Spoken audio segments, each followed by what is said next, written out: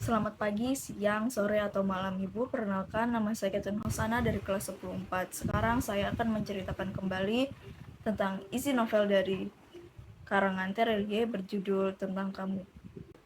Novel ini menceritakan tentang zaman Zulkarnain, seorang pemuda asal Indonesia yang telah menyelesaikan pendidikannya di Oxford University dengan jurusan hukum. Ia merupakan seorang pengacara di salah satu firma hukum terkenal yang ada di kota London, yaitu Thomson & Co.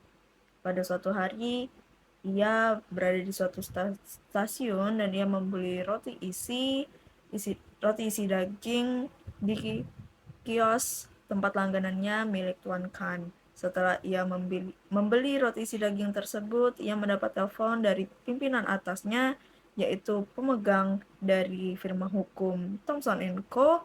Dan pemegang dari firma hukum tersebut menyuruh ia untuk datang ke perusahaan tempat ia bekerja.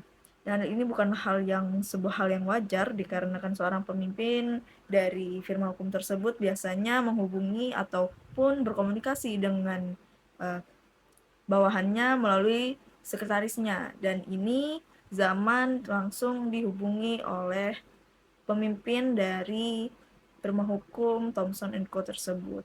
Setelah Zaman datang ke tempat ia bekerja, ternyata pemimpin dari firma hukum tersebut mengatakan bahwa salah satu klien mereka baru saja meninggal, dan ia mengatakan bahwa klien mereka tersebut meninggalkan sebuah warisan, yaitu 1% dari saham suatu perusahaan besar yang ada di dunia, dan 1% saham tersebut setara dengan 1 miliar pound sterling, atau setara dengan 19 triliun rupiah.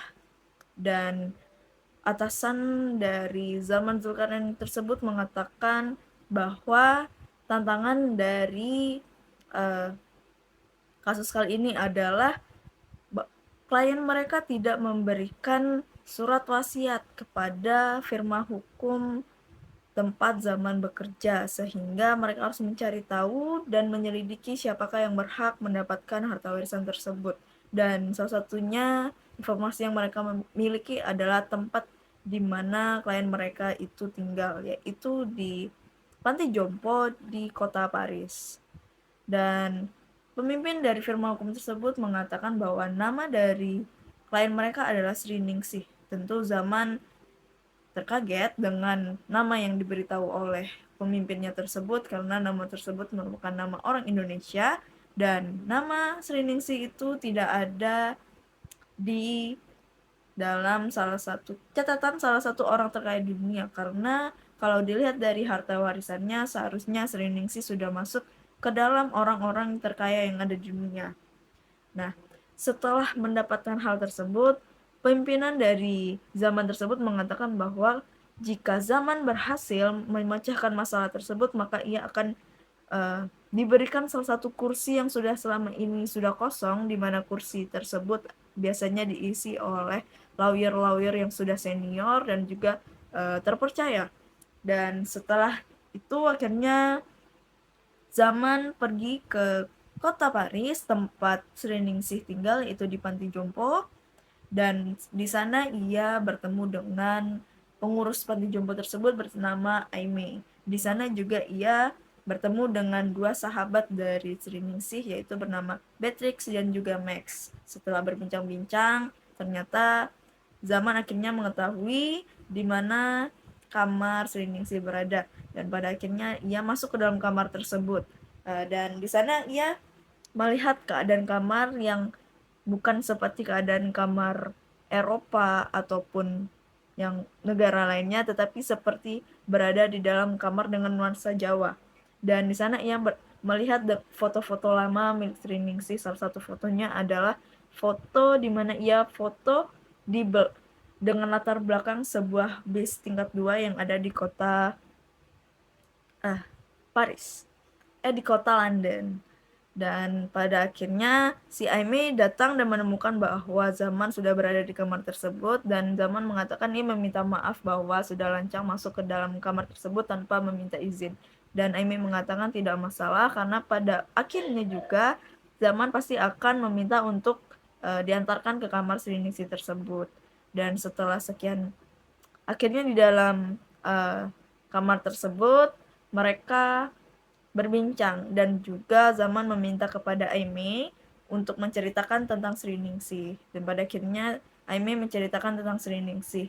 Dan setelah Aimee menceritakan tentang Sriningsih, Zaman menanyakan kepada Aimee apakah ada sesuatu hal penting yang pernah dikatakan oleh mendiang Sriningsih, dan Aimee mengatakan tidak ada hal yang penting.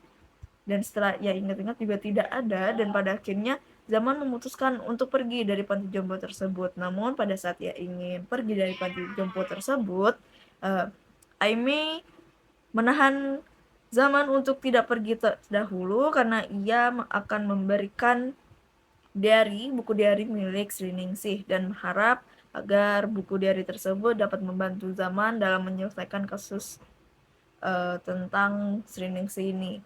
Dan akhirnya Zaman menaiki pesawat untuk menuju ke Indonesia, namun mereka akan transit ke New Delhi untuk mengisi bahan bakar terlebih dahulu, dan selama itu Zaman melihat-lihat isi dari buku diary milik Sriningsih. Dan di buku diary tersebut ia menemukan sebuah foto seorang anak perempuan yang berfoto di belakang papan dengan tulisan Bungin. Dan pilot dari pesawat yang ia naiki itu datang kepada Zaman dan menanyakan apa yang sedang dilakukan, dan Zaman mengatakan bahwa ia sedang mencari informasi tentang kliennya ini, dan dia menanyakan apakah pilot tersebut mengetahui tentang Pulau Bungin, dan pilot tersebut mengatakan bahwa Pulau Bungin itu terdapat di berbagai negara, dan pada akhirnya Zaman mengatakan bahwa ia mencari Pulau Bungin yang ada di dalam foto tersebut, dan itu berada di Indonesia. Dan kapten dari pesawat tersebut mengatakan bahwa Pulau Bungin tersebut hanya ada satu di Indonesia, dan pada akhirnya mereka mengubah tujuannya untuk pergi ke Pulau Bungin. Dan selama di Pulau Bungin tersebut, Zaman ditemani oleh supir yang dia sifatnya cerewet dan juga banyak berbicara. Dan di sana Zaman mengatakan bahwa ia adalah seorang wartawan, dan ia ingin mencari seseorang yang mengetahui seluk-beluk dari kota tersebut dari zaman dahulu hingga zaman sekarang. Dan pada akhirnya ada satu orang yang mengetahui tentang Pulau Bungin tersebut dan dipanggil Pak Tua. Namun pada saat mereka datangi, Pak Tua tersebut sedang tidak berada di tempat karena sedang melakukan pelayaran.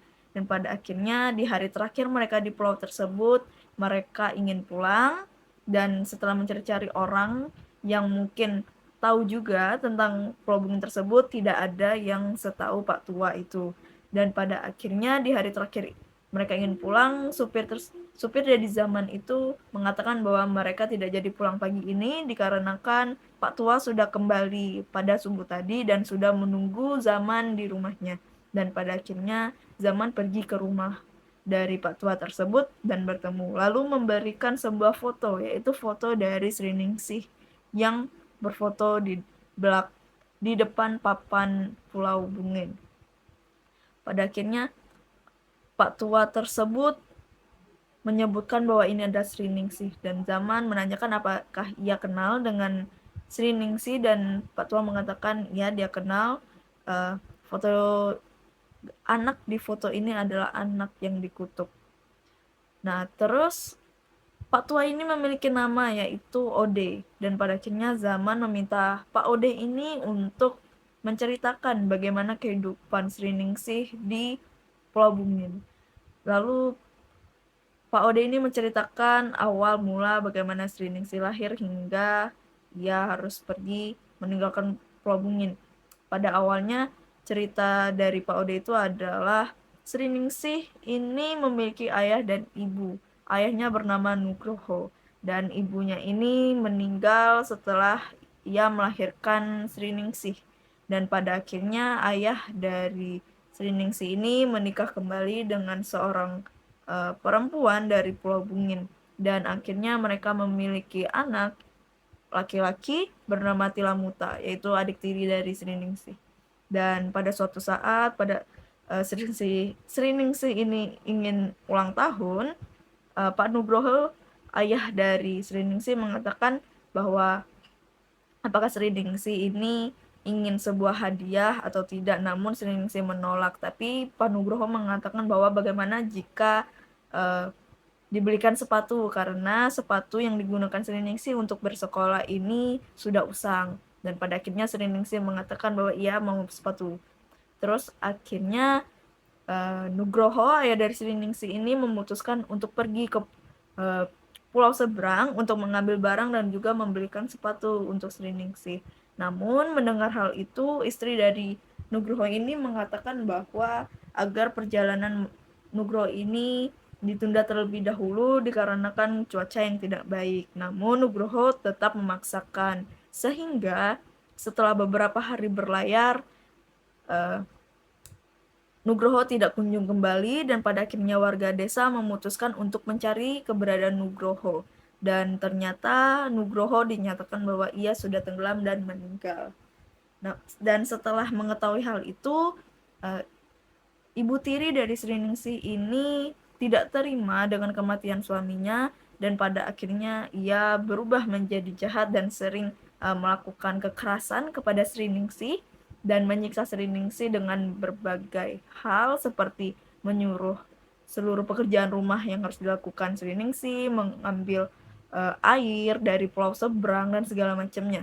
Dan pada suatu saat rumah dari Sri Ningsih ini kebakaran dikarenakan adik dari Sri Ningsih, yaitu Tilamuta, bermain api di dapur rumah mereka, dan api tersebut menyala besar, dan akhirnya karena panik, Tilamuta ini menuangkan air atau menyiram air ke api tersebut dan langsung lari ke kamar mereka dan tidur di samping ibunya. Tetapi Tilamuta tersebut tidak mengetahui bahwa api tersebut masih menyala. Lalu setelah itu, karena Sri Ningsih mengetahui bahwa rumahnya tersebut kebakaran, ia datang ke rumahnya dan dia menanyakan kepada warga yang berkumpul di depan rumahnya di mana ibu dan adiknya, dan para warga mengatakan bahwa ibu dan adiknya masih terjebak di dalam. Mendengar hal itu, Sri Ningsih langsung lari ke dalam, menerobos api dan kabut dan segala macam, dan menuju ke kamar tempat mereka tidur. Dan di situ ia menemukan Tilamuta dan juga ibunya. Ia mengajak ibu tirinya dan juga Tilamuta untuk keluar, namun ibunya mengatakan bahwa mereka saja yang keluar karena ibu tiri dari Sri Ningsih ini tidak bisa keluar karena sudah tertimpa oleh kayu. Dan ibu dari Tilamuta ini mengatakan bahwa ia meminta maaf kepada Sri Ningsih atas perlakuannya selama ini. Lalu pada akhirnya Sri Ningsih hanya keluar dengan berhasil menyelamatkan Tilamuta, tetapi tidak dengan ibu tirinya. Dan pada akhirnya ibu tirinya meninggal bersama dengan rumah mereka yang terbakar. Namun setelah kejadian tersebut, guru dari Sri Ningsih mengatakan bahwa Sri Ningsih bisa melanjutkan studinya itu ke madrasah yang ada di Surakarta, di tempat saudara atau teman dari guru Sri Ningsih. Dan pada akhirnya Sri Ningsih dan Tilamuta pergi ke Surakarta dan tinggal dan juga bersekolah di madrasah tersebut. Di madrasah tersebut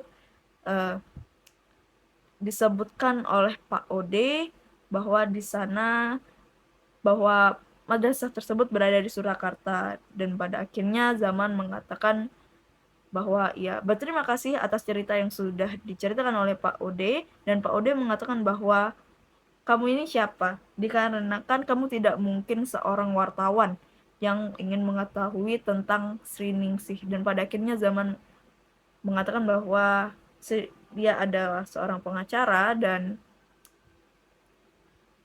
Sri Ningsih itu sudah meninggal beberapa hari yang lalu di kota Paris.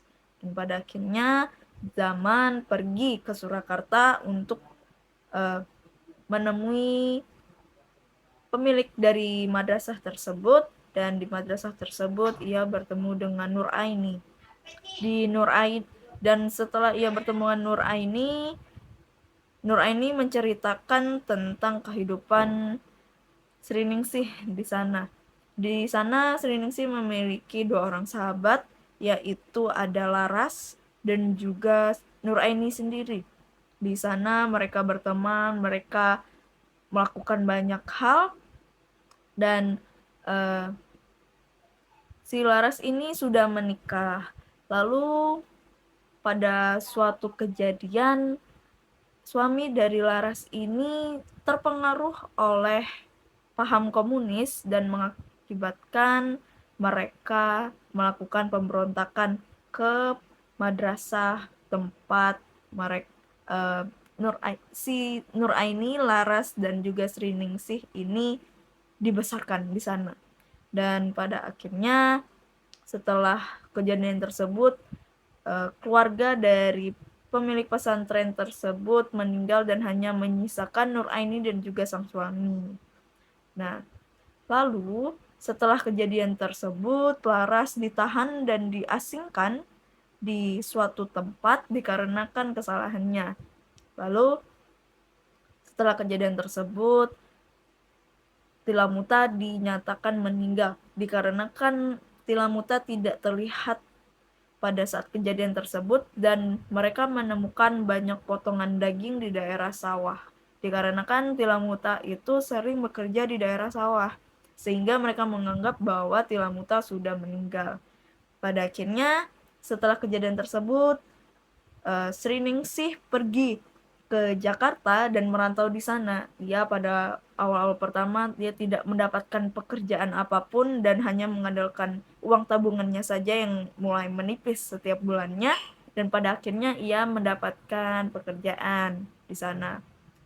Dan untuk mengetahui cerita bagaimana Sri Ningsih di Jakarta tersebut, ia mengetahui dari surat yang dikirimkan oleh Sri Ningsih kepada Nuraini setiap bulannya atau beberapa bulan sekali. Dan surat-surat tersebut diserahkan kepada Zaman, dan pada akhirnya Zaman pergi ke Jakarta untuk mencari tahu tentang Sri Ningsih di kota tersebut. Ia membuka satu persatu surat dari Sri Ningsih kepada Nuraini. Di sana Zaman melakukan investigasi tentang Sri Ningsih dari awal ia berada di Jakarta hingga akhirnya. Dan di sana Sri Ningsih memiliki atau melakukan berbagai pekerjaan, dari guru, kuli, pedagang kaki lima, hingga ke pemilik showroom mobil, sewa mobil. Namun usahanya tersebut tidak berjalan lancar dikarenakan sempat terjadi pemberontakan dan mengakibatkan tempat showroom mobilnya itu terbakar karena dibakar oleh massa. Dan juga setelah dilihat kembali, ternyata Sri Ningsih ini adalah seorang pencetus dari orang-orang yang berdagang dengan gerobak. Lalu setelah itu Sri Ningsih tidak putus asa setelah mengalami kegagalan pada usaha showroom mobilnya tersebut. Ia akhirnya mendirikan sebuah pabrik sabun yang pada awalnya adalah sabun yang sering ditolak oleh pasar dikarenakan belum memiliki nama di pasar. Dan dilihat dari surat yang diterima oleh Nuraini yang dibaca oleh Zaman, pada akhirnya ia mendatangi tempat pabrik itu berada dikarenakan ada alamat, dan di mana di surat tersebut dituliskan bahwa Nuraini tinggal di pabrik tersebut. Dan di Jakarta itu Zaman ditemani oleh tukang ojek yang sangat mengetahui tentang daerah Jakarta, dan ia merupakan orang Betawi. Dan ia memberikan alamat tersebut kepada tukang ojek tersebut dan akhirnya diantarkan. Lalu ia ingin bertemu dengan resepsionis dan mengatakan bahwa ia ingin bertemu dengan petinggi dari pemilik pabrik tersebut. Dan resepsionis tersebut mengatakan bahwa apakah dia sudah memiliki janji atau belum, dan Zaman mengatakan bahwa belum ada. Dan resepsionis tersebut mengatakan bahwa ia tidak bisa bertemu. Namun Zaman menegosiasi kepada resepsionis tersebut bahwa menyuruh resepsionis tersebut mengatakan bahwa ini berhubungan dengan Sri Ningsih. Dan mendengar itu, atasan dari resepsionis tersebut mengatakan bahwa Zaman boleh bertemu dengan atasannya. Dan setelah mereka bertemu, Zaman meminta kepada atasannya tersebut untuk menceritakan bagaimana kehidupan Sri Ningsih. Di cerita tersebut, petinggi tersebut mengatakan bahwa di hari terakhir ia bertemu dengan Sri Ningsih, ia melihat Sri Ningsih seperti seseorang yang ketakutan atau seperti seseorang yang sehabis bertemu dengan hantu. Dan ternyata petinggi tersebut mengatakan bahwa petinggi tersebut dulunya adalah asisten dari Sri Ningsih. Dan petinggi dari pabrik itu sekarang mengatakan bahwa pabrik milik Sri Ningsih ini ditukarkan secara mendadak dengan saham 1% saham dari perusahaan besar yang menjadi harta milik Sri Ningsih di cerita awal yang sudah saya ceritakan. Lalu pada akhirnya Zaman bertanya, kenapa Sri Ningsih bisa seperti itu? Dan petinggi dari pabrik tersebut menanyakan mengapa ia menanyakan tersebut dan bagaimana keadaan dari Ibu Sri Ningsih. Dan Zaman mengatakan bahwa si Sri Ningsih ini sudah meninggal beberapa tahun lalu di kota Paris. Dan petinggi dari pabrik tersebut mengatakan ia terkejut dikarenakan seharusnya ia bisa saja bertemu dengan Sri Ningsih karena ia sering datang ke sana untuk melakukan kegiatan bisnis.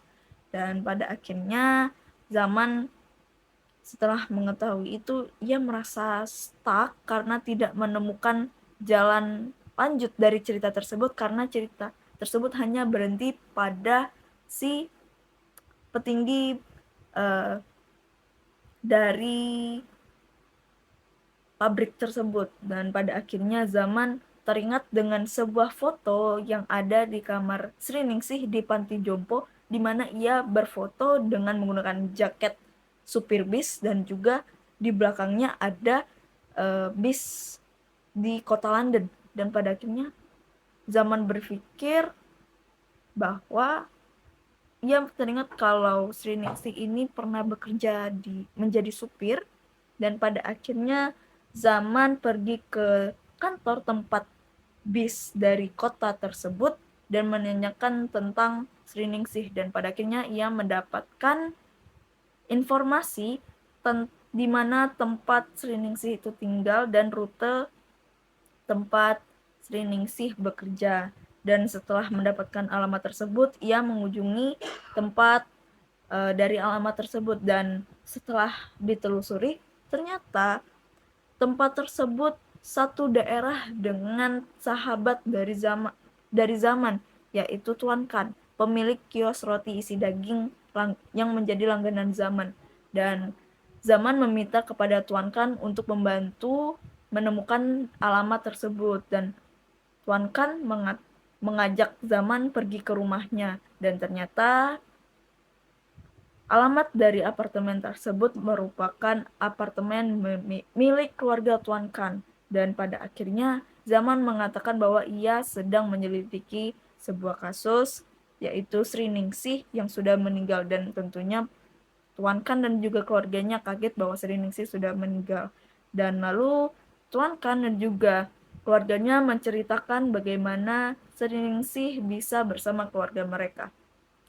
Pada cerita keluarga dari Tuan Kan tersebut mengatakan bahwa pada awalnya Sri Ningsih ini datang di daerah mereka, di mana di daerah mereka tempat tinggal mereka itu merupakan tempat tinggal orang-orang yang baru datang seperti kayak imigran dan lain-lainnya di daerah tersebut. Dan pada akhirnya keluarga dari Tuan Kan ini memberikan tumpangan bagi Sri Ningsih sehingga ia akhirnya menemukan pekerjaan yang cocok untuk Sri Ningsih, yaitu Sri Ningsih mendapatkan pekerjaan pada awalnya sebagai tukang bersih-bersih di kantor bis tersebut.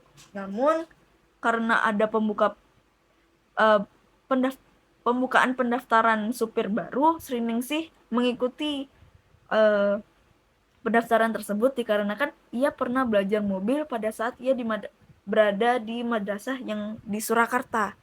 Dan pada akhirnya ia terpilih dan menjadi supir bis perempuan pertama di sana. Dan ia berada di satu rute, dan pada saat ia uh,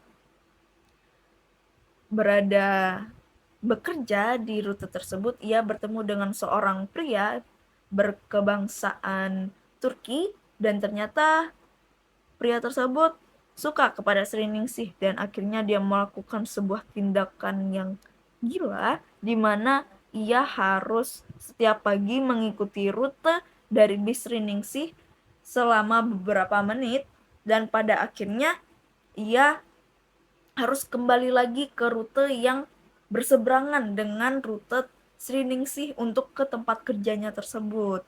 Dan hal itu dilakukan berbulan-bulan, dan pada akhirnya Sri Ningsih mengetahui bahwa lelaki tersebut sengaja melakukan tersebut, dan Sri Ningsih juga mengetahui bahwa laki-laki tersebut sedang mendekatinya.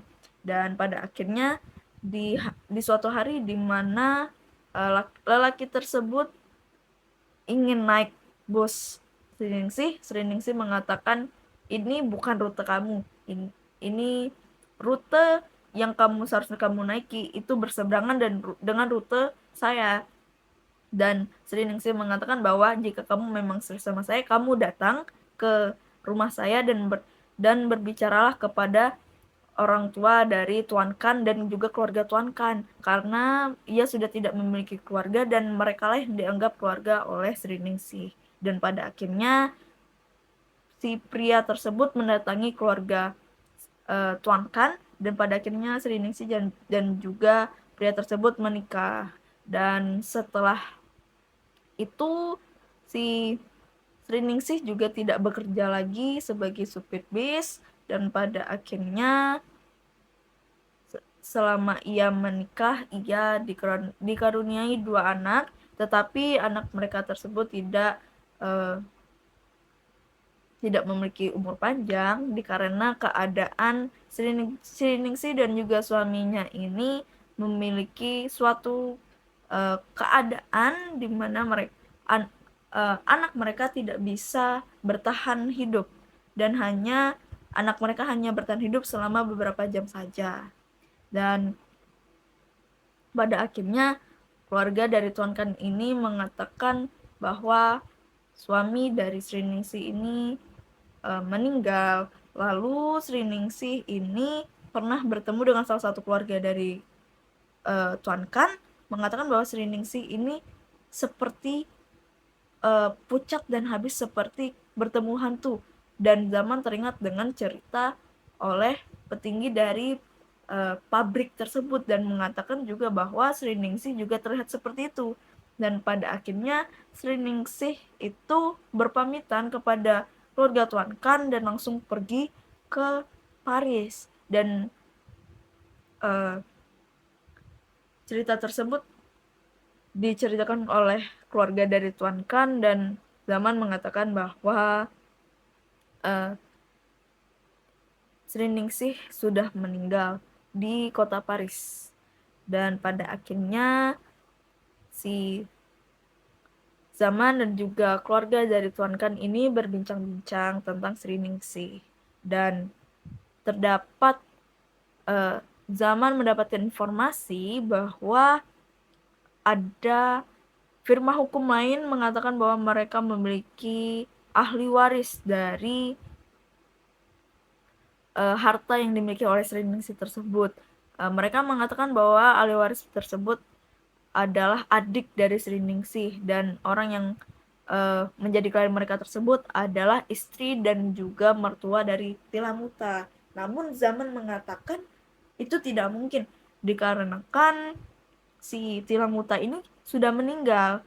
Dan pada akhirnya Setelah singkat cerita diketahui bahwa si orang yang mengakui ini adalah Laras, dan setelah itu Zaman pergi ke panti jompo, dan di sana ia baru menemukan titik terang dan dari cerita yang disampaikan oleh Aimee dan juga Nur Aini di lewat telepon bahwa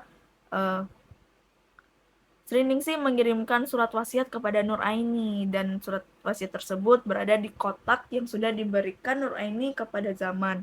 Di situ sudah tertera wasiat sebenarnya dari Sri Ningsih, dan pada akhirnya Zaman mendatangi kediaman Laras dan menemukan bahwa Tilamuta sudah disekap di sana, dan juga keadaannya yang memprihatinkan, dan akhirnya Laras ditangkap oleh pihak yang berwajib dan Tilamuta juga diberikan penanganan.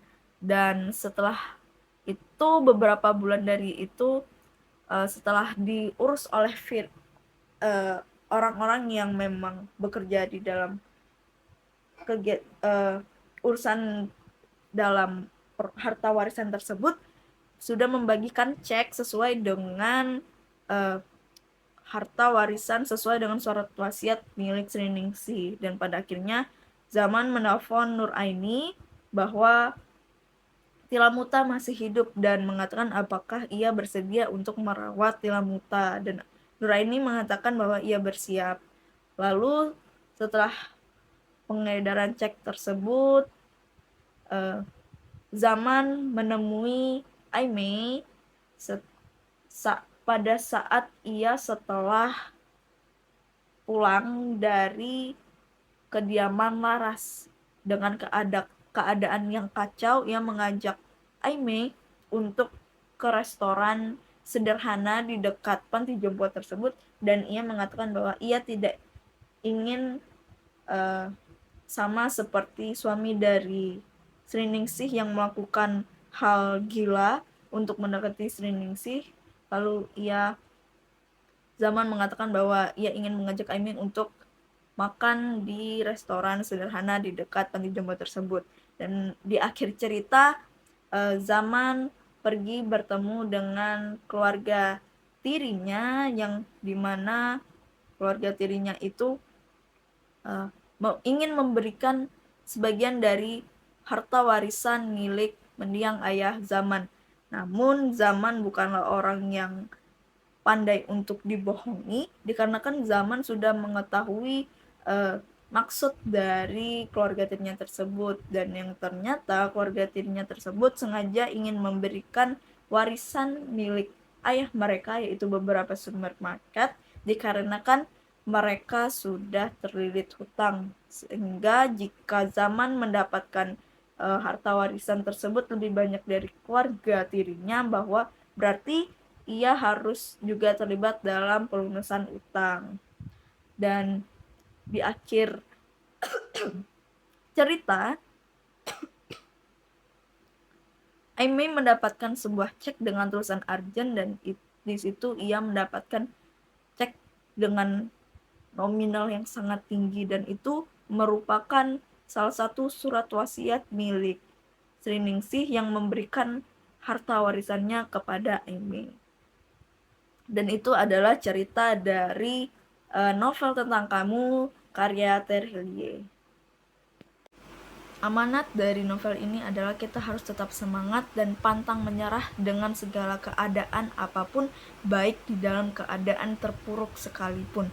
Dan juga kita harus menerima segala keadaan dengan lapang dada, dan juga harus tahu bagaimana kita berterima kasih kepada seseorang yang sudah menolong kita di saat keterpurukan kita, dan juga kita harus menerima dengan lapang dada segala keadaan yang kita alami. Sekian dari saya, terima kasih.